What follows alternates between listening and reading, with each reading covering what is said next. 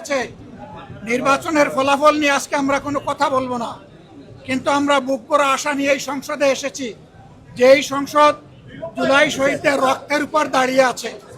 আমরা অনুরোধ করেছিলাম যে এই সংসদে যারা ফ্যাসিস্ট সরকারের দূষর ছিল, যারা খুনের সহযোগী ছিল, তারা কেউ যেন এখানে কোনো বক্তব্য রাখতে না পারে।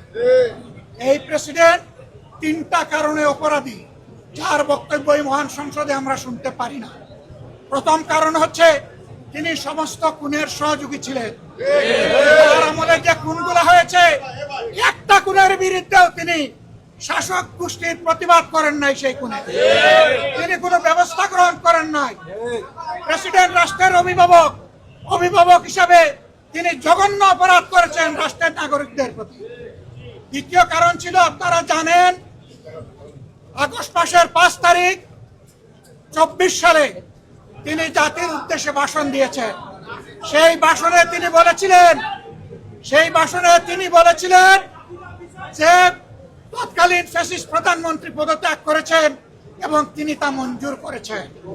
পরবর্তী পর্যায়ে আপনারা দেখেছেন, 2টা মিডিয়ার সাথে সাক্ষাৎকার দিতে গিয়ে তিনি তা অস্বীকার করেছেন, নতুন গল্প সামনে নিয়ে এসেছেন।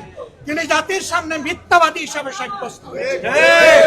দেশের প্রেসিডেন্ট মিথ্যাবাদী সাব্যস্ত হওয়ার পরে প্রেসিডেন্ট হিসেবে তার আর কোনো নৈতিক অধিকার থাকে না।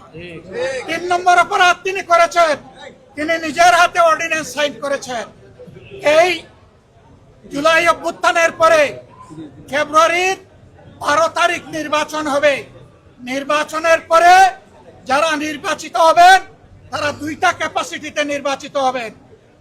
তারা সংস্কার পরিষদের সদস্য হিসাবে নির্বাচিত হবেন এবং তারা একই সাথে সংসদ সদস্য হিসাবে নির্বাচিত হবেন। একই দিনে উভয় শপথ একই ব্যক্তি পড়াবেন। অত্যন্ত দুঃখের বিষয়, সেই শপথ দুটো আমরা নিলেও সরকারি দল নেয়নি।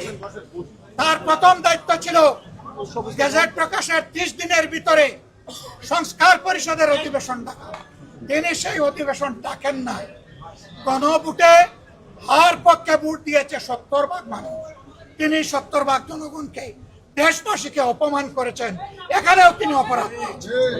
এই 3 অপরাধের কারণে আমরা তার ভাষণ শুনতে চাইনি এবং আমরা সরকারি দলকেও অনুরোধ জানিয়েছিলাম, স্পিকার মহোদয়কে অনুরোধ জানিয়েছিলাম তাকে যেন ভাষণ দিতে দেওয়া হয়।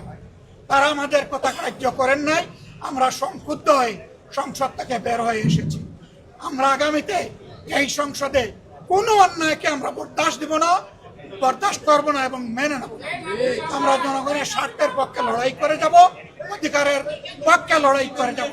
প্রিয় দেশবাসী, আমরা আপনাদের সাথে আসছি, আপনাদের অধিকারের পক্ষে আছি, আপনাদের রায়ের প্রতি আমাদের সম্মান আছে। আমরা আছি আপনাদের সাথে, আপনারাও থাকবেন আমাদের সাথে।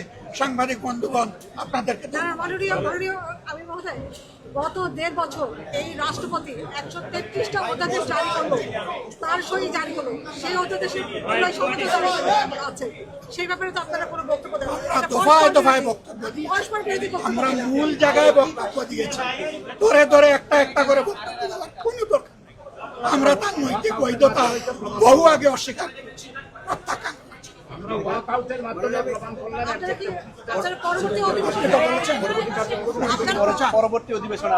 অবশ্যই আমরা জনগণের পক্ষে কথা বলতে এখানে এসেছি, জনগণের অধিকারের জন্য লড়াই করতে এসেছি। এই সংসদ কারো একার নয়, এটা 18 কোটি মানুষের সংসদ। আমরা তাদের প্রতিনিধি হিসাবে অবশ্যই আমরা সংসদ।